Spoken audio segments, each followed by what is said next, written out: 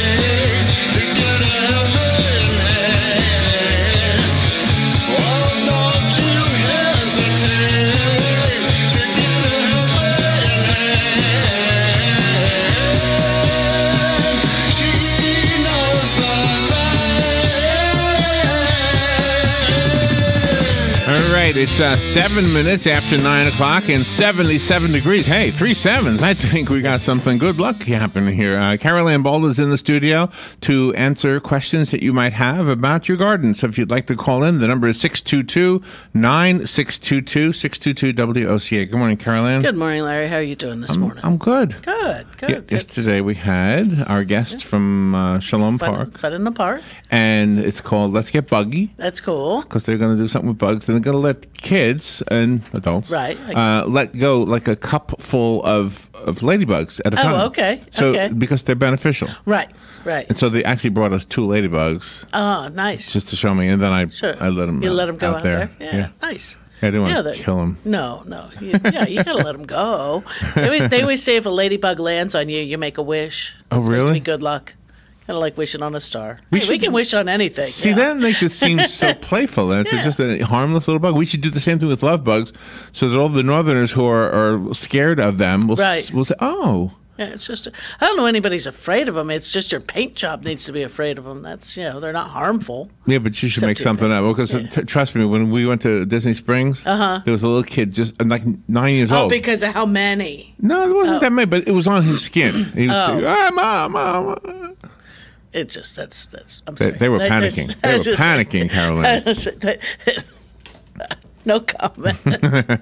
No comment on that one. We had a lot of stories we prefer not to comment on. Yeah, it's just, it's a bug, kid. It's a bug.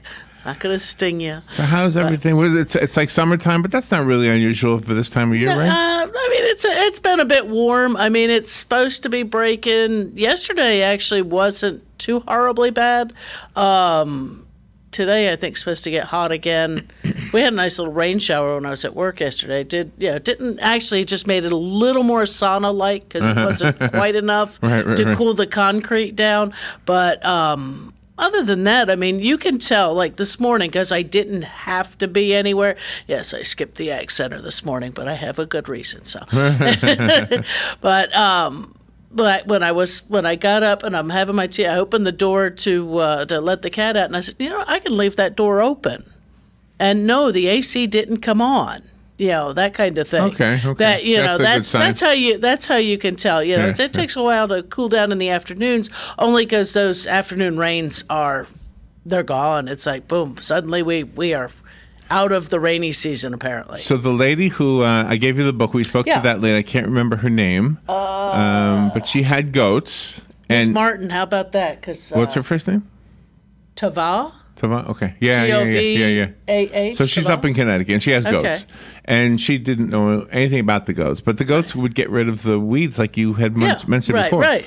And then she also mentioned that when they poop, you got fertilizer. Basically, you get the weeds back. Right, because they don't fully digest. I thought that was kind of funny. Yeah, there's. I mean, cows are about the only one who truly digest all of that, and that you have a weed-free fertilizer. Yeah, with that. Is it true that they have more than one stomach? Yeah, cows. Yeah. Wow. It goes through a much longer process. But they also say that I want to say it's llama poop. is another one that's like it's That's good not for the plant. that it's not, I guess, weedy or something like that, that it can be put right into the garden. Kathleen Noose, you know Kathleen?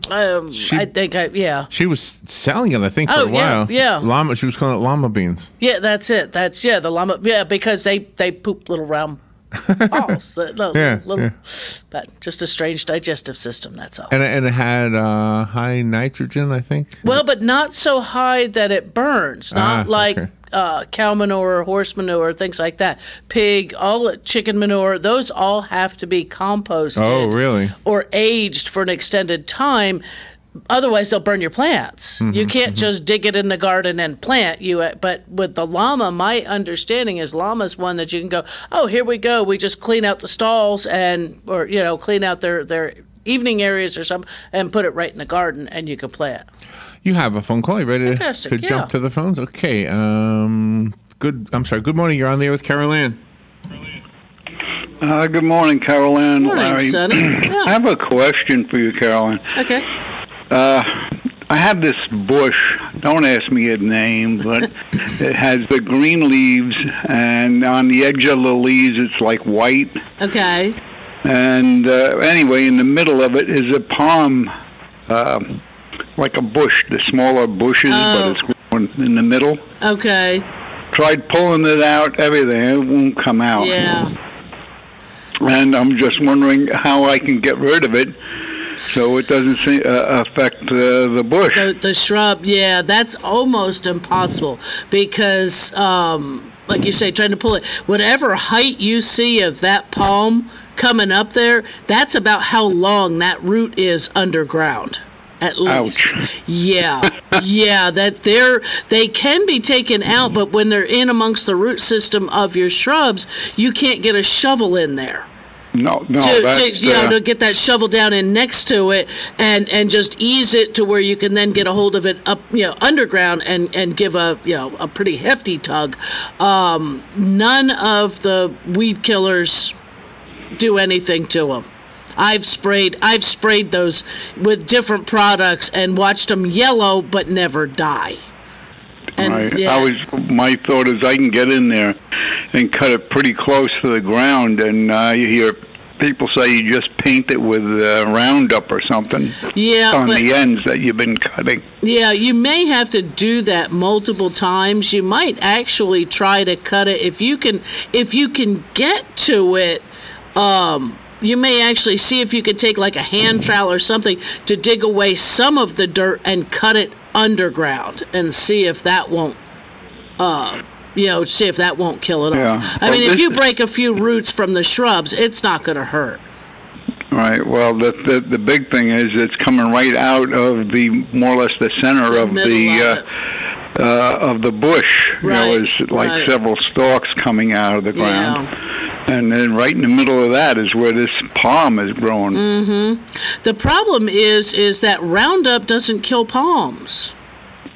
Nice. Yeah, it won't. Nothing I've sprayed or anything on a palm. They've yellowed, but they've come back.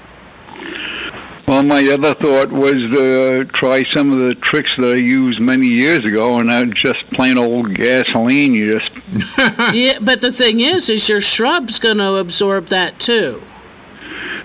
Well, I'm going just to put it on the end where after you cut it close. Yeah, I'm not. Yeah, you could try it. Yeah, I think you're thinking like a thimbleful, onto that cut end.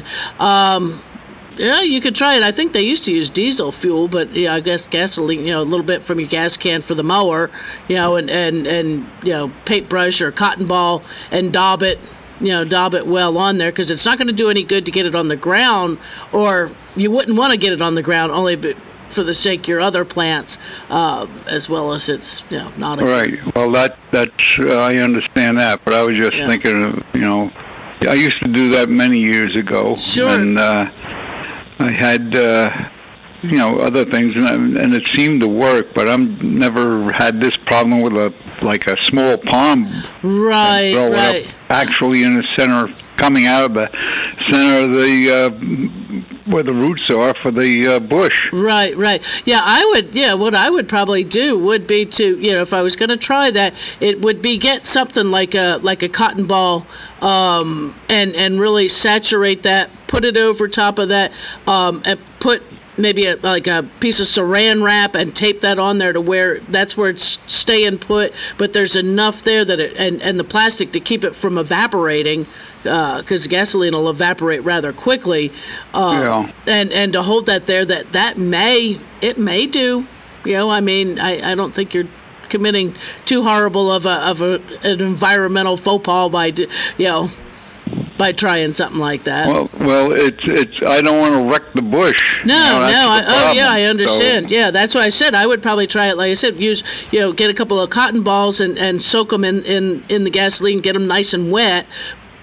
Put that right on that cut area, cover it with saran wrap and tape it on there good and see whether or not that doesn't do it, but keep it very contained like that. That's what I used to, always did was keep it very contained because you don't want it to kill stuff around you don't it. You don't want to hurt your shrubs. But yeah, I would try it. I would probably try it. Yeah, that's when you hit that point of I got to do something. Yeah, well, it's as far what I'm also thinking, and I'm glad I thought of it now, is could the root ball be affecting the bush itself from the palm? The palm root taking away nutrients primarily. At the moment, yeah, probably is going to try to share, but it's not going to over compete. It's not something that's going to, because your shrubbery probably has way better root system than that palm does right now. Yeah, bush has been in there for a couple of years, and this thing I just noticed it now. And so it may have even, been started a couple of years ago, but just finally has gotten large enough that it's noticeable. Like I said, if it's showing up a foot or 2 foot out of the ground, it's got probably at least 2 feet going straight down. Yeah. Oh wow. Yeah. Not a whole lot of branching to that root right yet. But that's why I said I don't think it's stealing a whole lot from the shrub right now. And even if it got larger, the biggest thing would be it's just going to try to push that shrub out of the way. All righty. Thank you very much. Oh, you're welcome. Thanks again, WOCA, and all the programming. Truly enjoy it. And. Sure. Very informative. Thank you again. Have a great day, everybody. You too. Thank you. Thank you, Sonny. If you want to call, the number is 622-9622. Carol Ann Baldwin is your host. If you're new to listening, welcome to the show. Carol Ann's been doing this for a couple decades at least. I think I figured it out the other day. It's been, I want to say it was like about 12 years now. Is that right? Yeah. I feel like it's more than that. You mean since you took over full-time? Yeah. But you were doing it part-time with... I would do when Suzanne would go on vacation and things like that, yeah. So the number is 622-9622. You could... do not have to match the topic we're talking about. Right. We welcome interruptions. We want you to get your questions answered. Sure. Carol Ann does early. All the way till 10, so you got plenty of time to call in. Yep. But at the bottom of the hour, Robin brought to us. We got more tickets for the Ocala Civic Theater. This time, the play is Born Yesterday. It's running October the 18th through November the 11th. It's let's just say here, crooked businessman Harry Brock made his fortune on junkyards and a lack of scruples during World War II. In the fall of 1946, he's in Washington, D.C. to bribe government bigwigs into shady deals. Almost sounds like modern history. Harry has brought along quite an entourage. His showgirl mistress, his perpetually inebriated attorney, and his yes-man cousin, who keeps the drinks filled and the payoffs coming. Colorful characters in and out of Harry's suite. The hotel staff has plenty to wonder about. For starters, Billy is so ignorant and lacking in social graces that even the vulgar Harry is embarrassed by her. After a disastrous social call with Senator Norval Hedges and his wife Anna, Harry decides that brassy Billy needs educating. This is when the fun begins. Davery has has the idea to hire bright young reporter Paul Vernal to handle the task. But as it turns out, Billy is a ditzy dame with a sharper mind than anyone guessed. As she learns about history, politics, and literature, Billy also learns the truth of who Harry is and what she really wants out of life and love. Immortalized by Judy Holliday on stage and screen, this clever classic is one of the longest-running comedies in history. So this sounds like a fun performance, a great comedy. And at the bottom of the hour, we have 2 pair of tickets to give away. And along with those 2 pair of tickets, you also get a Bob Wine's gift certificate for $20. Nice. So That's you've got, price. yeah, it is. And so here, got a nice couple sets of tickets. And if you can, if you've won recently, try to give somebody else a chance. I know it's a new play, a new month, but So we have about 8 minutes before we'll ask you to call in to try to win those. And if during the break, the next break, if I answer the phone, that means you won. That means you won. Yeah. That means you won. If I don't answer the phone, it means somebody else won. Right. And last week, just to try to finish out this segment here, we had somebody calling in and asking about bunch grapes. You remember, because usually most of the grapes you find here in Central Florida are the muscadine grapes. They're disease resistant, they're pest resistant, Yeah, this and that. Yeah. They make a great cover over things, but they're a thick-skinned grape with seeds. They're not really one you're going to sit there at the table and munch down, but they are great for wine and jellies. So you got that. But there are some bunch grapes that will grow here. And I guess bunch grapes used to be grown here in Central Florida, but disease actually wiped them out. Oh, wow. And so that might be what he remembers from many, many years ago was that some of those older ones. But they have over the years. But that disease would be gone by now, right? Well, not necessarily. I mean, really? It can pop back up, but the University of Florida has come up with some varieties, and I think these have been around for a bit. I didn't check that far into it to find out, but there are some varieties out there. I'm just not real sure offhand where you might find them. You might have to do a little research on finding somewhere, possibly mail order or elsewhere within the state. But the Conquistador, as they give you pick your own, like you'd go to a pick your own place, dooryard, fresh market, wine, juice, and jelly. Well, one comes up all the time. Well, there's only a few varieties, but Conquistador is one that's in the pick your own. It's in the dooryard. It's in the fresh market. It's in the wine, and it's in the juice and jelly. So it sounds like it's a really good, grape for all around use. And also, I was seeing which was it? The Stover. Stover was in the pick your own and dooryard. And then in the dooryard, that dooryard's what they mean is your backyard. In that category, there's the Blue Lake, the Conquistador, and Daytona, Stover, and Swanee, which, let's see, if I go down the line, the first 2 are purples, Daytona is red, and then Stover and Swanee are a light green. So it's something to look for if you're really interested in putting up some grapes. Just realize you need space. That's the biggest thing with grapes, is that you usually you're going to need more than one plant to get a decent harvest. And each plant needs to be spaced about 8.5. What is it? Where was my staking, my training? Jealousing. Where'd my chart go? There it is. There's the chart. All the varieties, you're going to need 10 feet between rows and 7.5 feet between plants. So you need, and usually you figure, most people will do like one straight line down, like say near a fence kind of thing, here along the backyard. And it takes a couple years to get something of size that's going to begin to produce. So if you have that kind of space, you have the sun, you have the area, you're interested in grapes, those are a few varieties you might try to take a look for, whether or not, look through some of the garden shows, different fruit societies and things like that, and you might, or online, you'll be able to find it. Are you going to be at this event at Shillum Park? The reason I'm asking is because they said they had contacted the IFAS people? The extension. I think they may be having a table set up there. I'm not sure. I don't always sign up for stuff because when it's my few days off, I hate to say, you know, oh yeah, I'll be there when I only have one other day off for that week. So I mean, if I go, it'll probably go see it because I am off, but. Maybe go see it.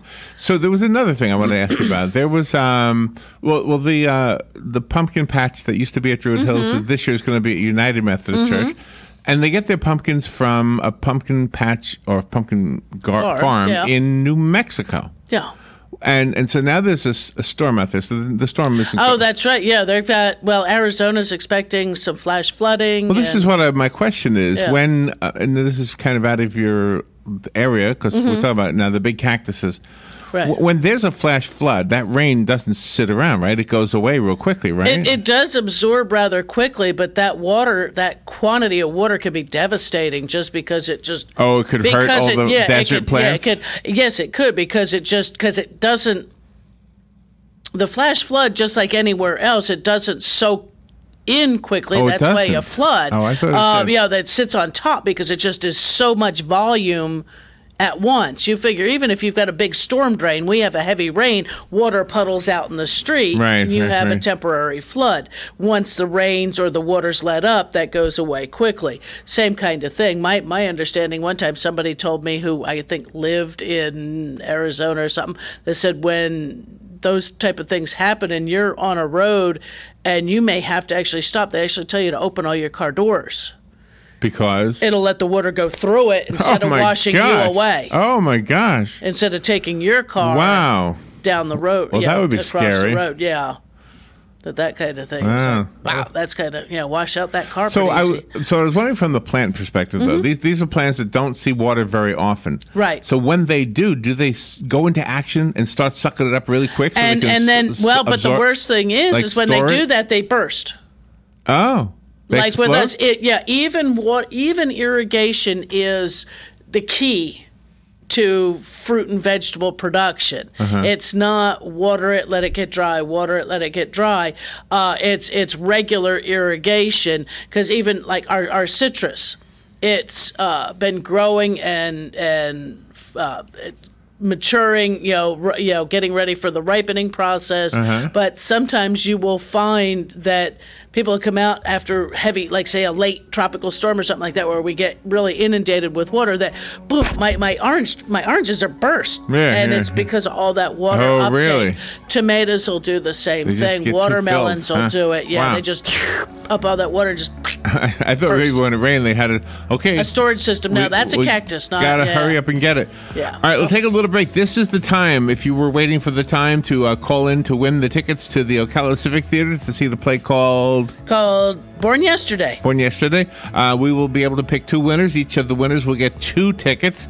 So the number to call right now is 622-9622. If we're out of the break and nobody has answered the phone, then you did not win. Right. So if we answered the phone, then you won. Okay, deal? 622-9622. We'll be right back with Carol Ann after the break. This is WOCA Ocala. Fox News Radio, I'm Chris Foster. FBI agents have been interviewing more potential witnesses about sexual misconduct claims about Supreme Court nominee Brett Kavanaugh. Senate Majority Leader Mitch McConnell says there will be a vote this week. The time for endless delay and obstruction has come to a close. This can all be completed quickly, but it must be done right. Senate Democratic Leader Chuck Schumer says the $64,000 question is Judge Kavanaugh credible? Fox's Jared Halpern. According to the Indonesian government, it's now 1,234 deaths confirmed in Friday's earthquake and tsunami there. We also know now that 65,734 homes and buildings have been heavily damaged. This was an earthquake, a massive earthquake, followed by a tsunami. So people who thought that they had survived the earthquake were then hit by the tsunami minutes later. Sky News correspondent Mark Stone. Fox News. We report, you decide. Hey there, I'm a glue stick, so I have one job. I glue kid stuff. So sorry for being jealous of Geico, who does a ton more, like give you 24/7 access to thousands of licensed agents. And Geico has been around for over 75 years and has a 97% customer satisfaction rating. While I've just got mediocre adhesive skills, Geico also has an award-winning mobile app. Uh-oh, arts and crafts time.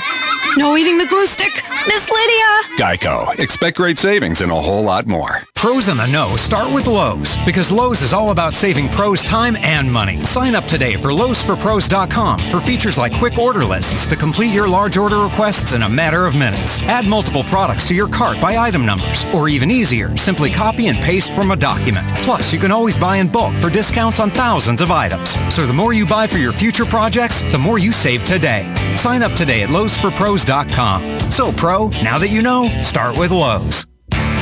Hey, if you get tired of hearing the word trees in this ad, it's only because I'm trying to tell you about the huge tree sale going on right now at Bob Wine's Camellia Gardens in Ocala. All priced to sell right now, including shade trees. Buy an extra large shade tree, 5 to 6 feet tall, for as little as $49 and get a second one for half price. Buy an extra large tree, 6 to 8 feet tall, just $79 and get a second one for half price. Fruit trees, all varieties, all sizes, including peach, pear, persimmon, olive, nectarine, mulberry, plum, and pecan, all half price. All citrus trees, including orange, tangerine, tangelo, grapefruit, lemon, lime, and kumquat, all at half price. Larger trees delivered, planted, and guaranteed for one low price at Bob Wine's Camellia Gardens, Southeast 38th Street, Ocala, just east of Lake Weir Avenue. Daily till 4, Saturdays till 2, in the same blooming place since 1952.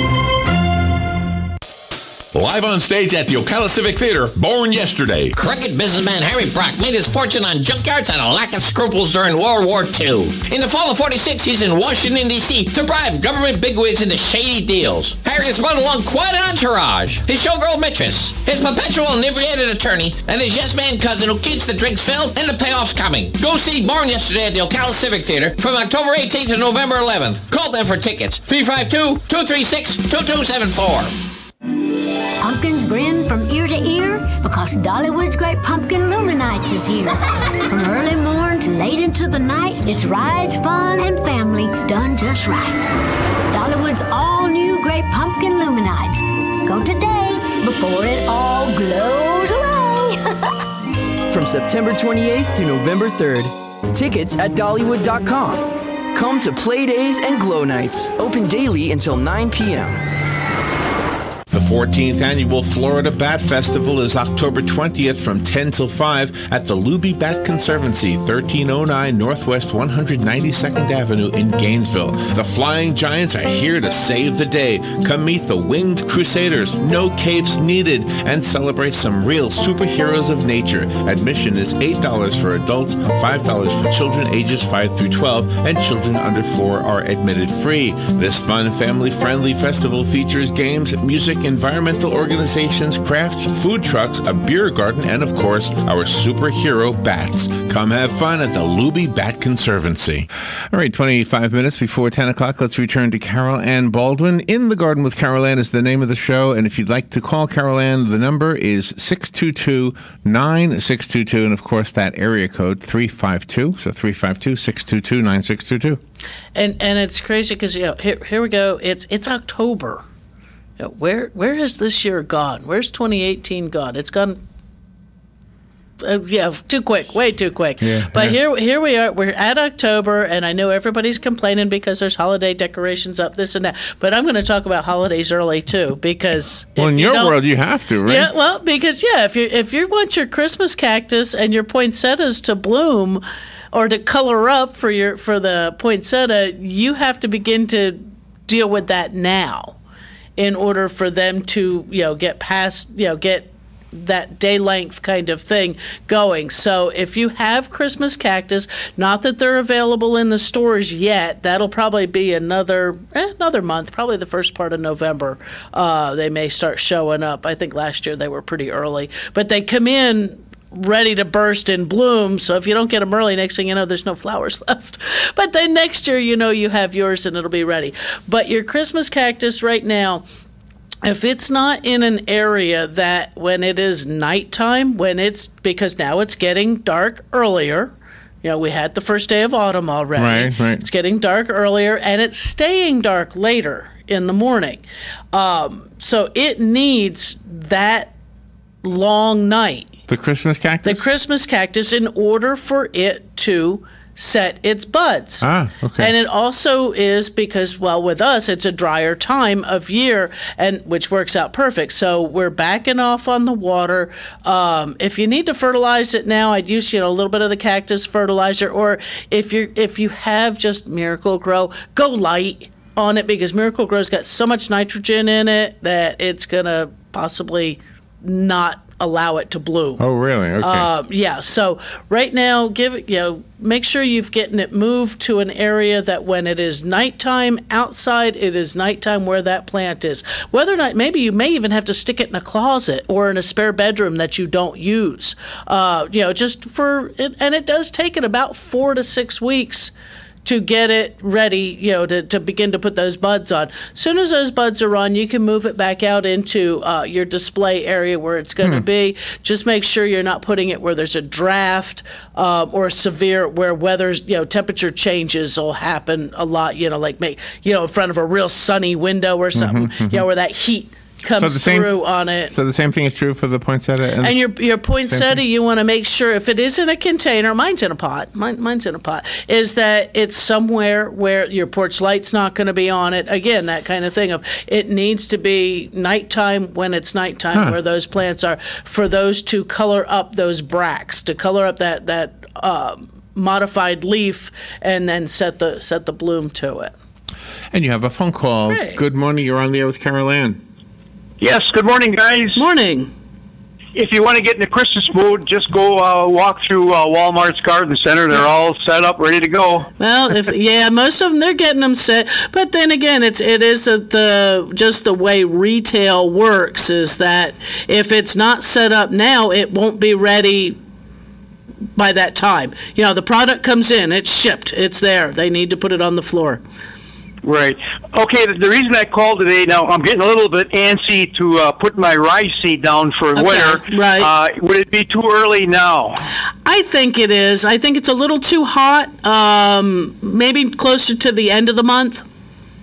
Okay. I was kind of thinking, like, if I would throw the seed down now and water it, it's going to take probably around 2 weeks before you start to see little blades. And then by 2 weeks from now, I hopefully we'll be out of this really hot weather and into some normal weather. And I think with this warmer weather now, it would promote growth, right? No, remember, ryegrass dies in the heat. Oh.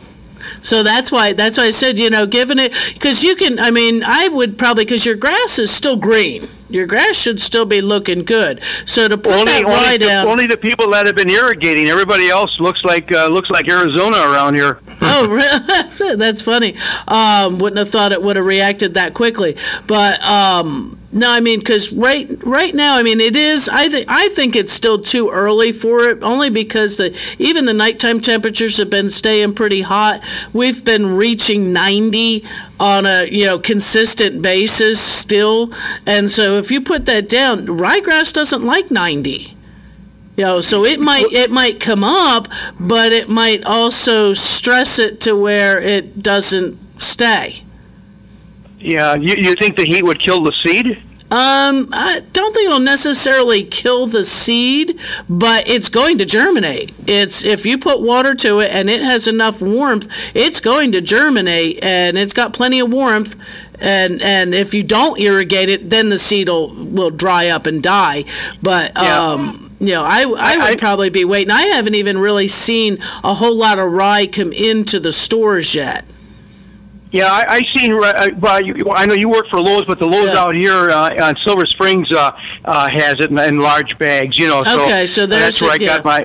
Yeah, that's where I got my idea the other day, walking through for something else. But last year when I laid my rice seed down, I waited too late, and it took a long time to get going. Right. And I thought to myself, well, this year I'm going to start quicker. I would, and it's funny because you don't. People don't think that, if you wait till like the end of the month, it's just a couple weeks. That couple weeks can make enough difference. And I'm saying, get it done before Halloween. But like that last week or that weekend right before Halloween, and it'll be, you're not going to be too late. That's for sure. At that point, I think we will have cooled down enough that when you're irrigating, it's going to come up and it's going to stay. Right. I don't know. One thing I'll say about ryegrass, it really helps the regular grass in spring. I don't know what it does. It helps fertilize it or protects it or whatever it is. But the grass that comes up in spring, the regular grass, is really much better and stronger than without ryegrass. It's actually it's so long as somebody doesn't put it on really, really thick, it can be a very beneficial addition to a lawn, because as you mow it, mowed grass puts nitrogen back into the lawn. Right. You are, though it doesn't need a lot of irrigation because you're going to be dropped down to one time a week anyway. But if you're irrigating it, you are putting on water, but it's not holding excessive water. And the height that we're mowing is usually just a little higher than normal on our turf, and so it's protecting your grass, your original turf, from cold weather. Yeah. Because but you're still mowing and things. Yeah, you're saying then that with the ryegrass, you should let that grow a little higher to protect the other grass. The other grass, or at least when you know that you're getting ready to have a cold spell and you might be needing to mow, it would be those kind of things. If instead of mowing your grass at 3 inches, you might let it go to 3.5, because the turf, your natural turf, is just not going to grow much in the wintertime. So when you're mowing that rye, it's going to stay a little higher automatically than your turf grass would be, than your existing turf. Speaking of ryegrass, where does that grow naturally in the world, I should say? I'm not sure where it comes from, but I know it's west of the East Coast, because the East Coast of the United States is very humid, and seed production just doesn't happen real well. Because we don't, when it finally ripens, has a tendency to rot because of humidity. So it's somewhere probably out in the Midwest, even places like New Mexico and places like that. Yeah, I believe the golf courses use ryegrass because the grass looks so beautifully green throughout the winter. Right, and they do overseed with rye, and they use some different ryes, and they may even be using in the winter months of some fescue. Fescue doesn't do too well here in the summer; it'll usually die off. But I think in the wintertime you can get away with it. Yeah, in my lawn, I have a few weak spots. When I lay my rye seed down, can I throw in regular grass seed to help it later on? I think you're regular, because yours is a Bahia lawn, correct? Yes. Yeah, that the Bahia, once you're out of that springtime, it really is not going to do a whole lot. As you notice, it'll go to a dormancy and truly does stay dormant. If I was going to try to fill in a little bit, I would probably do that right now.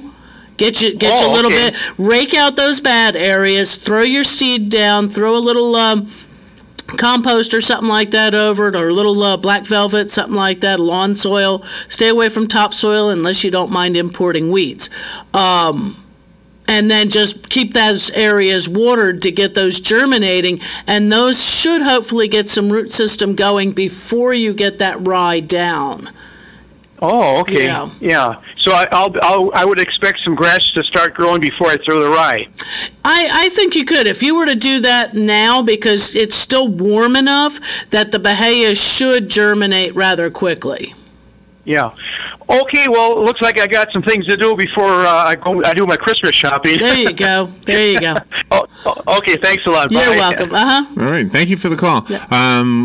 We're taking calls. If you want to speak to Carol Ann, we got a good 15 minutes left for Carol Ann to address your concern or to just respond to whatever you say. The number is 622-9622. I like when you have a lot of time to answer and have a discussion like that. Yeah. And one thing I do want to say, that it is still hot. I mean, Hugh brings up a good thing of, if I could get it started now, will it be ready? And it's just a bit too hot. Same thing with those cool season annuals. Yes, they're coming into the stores. Some of them tolerate more heat than others, but most, your petunias, they're coming in, but they're not holding up in the stores. They're not holding up when people are bringing them home. Hold off. I mean, that might be the only way to to teach the buyers from these stores that you can't bring them into Central Florida until it starts to cool down.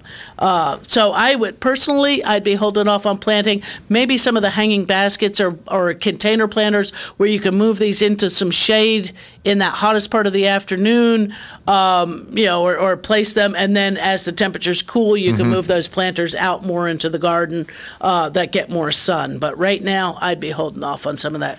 And cool you season have annuals. Another phone call? Fantastic. Good morning. You're on the air with Carol Ann. Good morning, Carol Ann. Morning. This question's for my husband. He doesn't call, but I'm calling for him. Okay. We have in the center of our yard, in a sunny spot, plumbago. Okay. And it did not bloom this year. Could you tell me why? That's unusual that it did not bloom, because normally they just bloom prolifically on their own. I'm sure it got hit by some of the cold this past winter. Yeah, he trimmed it back, and I don't know if he trimmed it at the wrong time. He likes to go by the almanac, and well, usually it would be to just to trim it normally as the temperatures stay warm enough that it's not going to get more cold damage. That shouldn't have been an effect on that, because they keep blooming continuously throughout the summer. I don't know if fertilization went on or. He's good at fertilizing. He uses liquid fertilizer a lot on things. Bingo. If he's using something like a Miracle-Gro, the all-purpose Miracle-Gro, you'll get a fantastic plant and no flowers. Oh, okay. Yeah. So the granular would be better for him to put on? Granular is better, and using the liquid maybe as an occasional boost. But if you're looking to get flower production, you need a higher center number. The Miracle-Gro or the all-purpose liquid fertilizers have a tendency to have an extremely high nitrogen, which will grow you a fantastic plant with no flowers. Yeah, that's what we got. Yep, that's what we happened. have one in the other part of the yard that's away, and he doesn't fuss with that, and that has some blooms on it. But this one, that one there, it's a gorgeous plant, probably nice and green and lush. He thought maybe it was getting too much sun. No, they're full sun plants. Oh, that's what I thought. Yep. Oh, all right. Well, I'll tell him that. Thank you for the advice. You're welcome. Thank you. Bye-bye. Yeah, the liquid fertilizers, and that's usually one of those things. I do use liquid fertilizers, but I use them in containers where it can stay put. Normally they'll tell you for outdoor plants, you use them, I think it's every 2 weeks, and you can do that. But an all-purpose one, they're extremely high in nitrogen, which is the green part of the plant. You need buds, you need that center number. You need flowers, but on container plants, it's okay to use it because it holds that fertilizer there. It stays put. When we use it out in the landscape and then turn on the irrigation system, or it rains, where does it go? It's gone in a heartbeat. You could fertilize it at 8 o'clock in the morning. If it rains at 3 o'clock in the afternoon, your fertilizer's not there. Your plants took up some, but not much. So a waste of time and money. Granulated fertilizers, and you can get the bloom specials and things like that. And then you're only feeding a couple of times a year. You're feeding every 3 months instead, and usually that works out to your March, June, and September feedings, and then you're done with it. Maybe an occasional liquid fertilizer on top of that when we've had a lot of rain or something like that, just to try to bolster them up a little. If you'd like to call in, the number is 622-9622. What was the product you talked about one time where you could take a cut plant? Oh, the rooting hormone, Rutone. Would that work on cut flowers? Not usually. Oh, okay. I mean, it's designed to take, certain plants will root from a leaf. Other ones you need a stem, but just a regular flower. Sometimes, though, you can do it with, say, a cut rose. Because what you would do would be to cut that stem, right, and make that, it's not just the little flower on the top. And you have to use that stuff you're talking about? The rooting hormone just helps. Hormone. Rooting hormone used to be called Rutone. Everybody knew it as Rutone. Okay. And it's since changed. That was a group on Motown, right? Yeah, I think it was. The Rutones? Yeah. Yep. But it helps to promote. It is a hormone that triggers rooting in plants. after you've cut the thing off. You can use that when you're doing air layering. Say you have a nice camellia you want to replicate, you can do the air layering with that, just because that's a better way of propagating that. So before you just go around and willy-nilly do cuttings and think you're going to root them, check and make sure which way is the best way to go with that. And being it's October now, a lot of your cuttings should have probably been done back in June, and would be ready at this point to be into some nice sized pots, ready to finish, go through the winter, and be planted out next spring. So, if you're thinking about propagating, some things propagate very easily from seed, others from simple cuttings, but others then from air layering or things like that. If you have an azalea, you can actually just take a branch and lay it down onto the ground, maybe put a little soil under there, moss, moisten that, lay that branch down, just put a brick on it, hold it down there, and keep the plant cared for. And over time, give it, 6 weeks or so, and go to lift that up. If it's got roots, cut it off, dig that up, plant it in a pot. Fig trees, real easy to do like that too, as well. That's how a lot of times, people have multiplied their figs. It's, oh, look, a branch touched the ground. Oops, the plant's rooted to the ground. Cut that one off, put it in a pot or another part of the yard. When the wind blows down the big trees with the huge root zones, what happened there? Why didn't those roots keep it in place? Sometimes it's the age of the tree or the plant that it just was weakened. Sometimes it's the soil. There's not enough, or it's not not dense enough. Sometimes it's just the sheer force of the weather, the wind, just taking that there's a lot of canopy on top to act as a sail, and it just takes and pushes it out. I know Hugh over the years has taken and had his big oaks thinned enough to where when we have hurricanes and storms, it'll go through. And there are proper ways. Don't just run out and what they call hurricane prune everything. There's ways of pruning that to where it's beneficial to the plant, because otherwise you can go through and chop out branches, and next thing you know, you've killed your trees.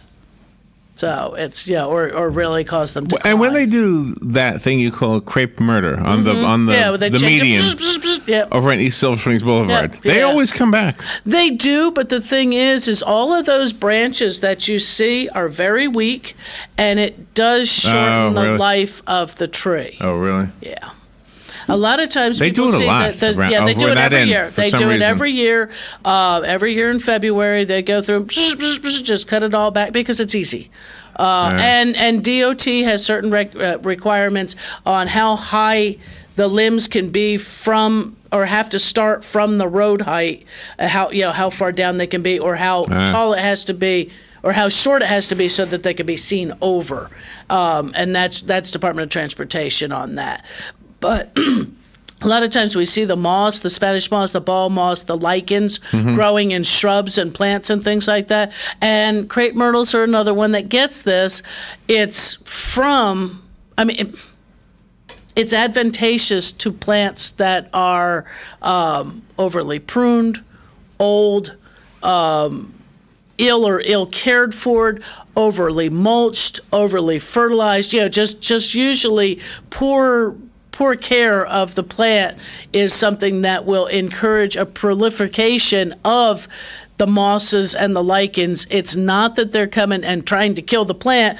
They have no root system into that plant. But if your plant is stressed for another reason, it has a tendency to grow more because it can. It has less leaves. It has less things like that in order to it gets more light, it gets more moisture, and so it grows more, covering more of the plant, meaning it's covering up to where the plant can't make more leaves. And so the struggle, it ends up, it does harm it in the long run, but it's not a parasite. It's, the only parasite we have is the mistletoe, which you will find in the winter. We got 5 minutes left if you'd like to call. Again, the number is 622-9622. Carol Ann is here for an hour every week. She volunteers to do this. Do you recommend people call the Master Gardeners? Yeah, you can, during the week, the Master Gardener office is open. The Ag Center office is open from I think it's 10 to 4 nowadays. I'm not sure. It might be 9 to 4. You just call and ask? Yeah, just call and ask for the Master Gardeners. The phone number over there is 671-8400. They have a Facebook page as well. I think you can look them up through Facebook and Marion County Master Gardeners, and you'll find them there. And they have great page there with a lot of information that gets updated on a regular basis. Are they volunteers? That's all volunteer. Yeah. Wow. And if you've got questions during the week, you can go into the office and ask a Master Gardener. They've got the other plant clinics that are the mobile clinics in the different libraries throughout the county, as well as the farmers market downtown on the square on that. When is that? Every Saturday or is that first? I always forget when. I only brought the laptop in today. I didn't bring the bag. But you can find them around, or if you can even get on their email list, they will not spam you with a bunch of junk stuff. It will always be the things of like upcoming events on through the extension office, when the plant sales are. Oh, and by the way, this Saturday is the Marion County Master Gardeners plant sale. Their fall plant sale this Saturday. It is cash or check only. No pets, please. It's a small area. It's the propagation area. Where is that? Over at the extension office in the propagation area in the back part of the, sort of like behind the building over there. For those who don't know where it is, what's the address? I know it's by the Southeastern Livestock. By the Southeastern Livestock Pavilion. It's on Old Jacksonville Road. If you're going north on 441, you're going to go through Ocala, and then you're going to be swinging off to your right on Northwest 20th, which is Old Jacksonville Road. You'll go down, you'll cross Magnolia, and you're about a quarter of a mile from there. So it's not too far to be on your left-hand side. It's County Office Building Yellow, or what color you want to call it. But the propagation area is behind the gardens over there. You'll see some signage, for parking and things like that. But it's a great sale. All the proceeds from this go to help pay for the programs that the Master Gardeners put on for the community throughout the year, which there's a lot of school programs, a lot of other programs that we do, either sometimes in the rehab centers, at being able to put on the mobile plant clinics. We have our mobile trailer that goes around with publications and things like that are available from the university for purchase, here locally, that you don't have to find it in a bookstore or order it online and pay shipping and things like that. We are just about a minute away. Do you have to work today? I do, yeah. It's all right, I'm off tomorrow. But you like your job, right? Yeah, I do. Do you do a lot of this? You have a lot of people asking questions? Oh, all day long. All day long. I don't hear your music. There it is. There's the music. Here it is. Thank you for doing this, Carol Ann. My pleasure. For those of you who would like to share Carol Ann's broadcast, we do make a video of this each week, and we do put it up as a video podcast on YouTube. So you can share it there. Yep. And I think Robin puts it on your. She puts it on the In the Garden Facebook page as well, so Yeah. that you can link right to it. All right, thank you, Carol Ann. Thank you. We'll be right back.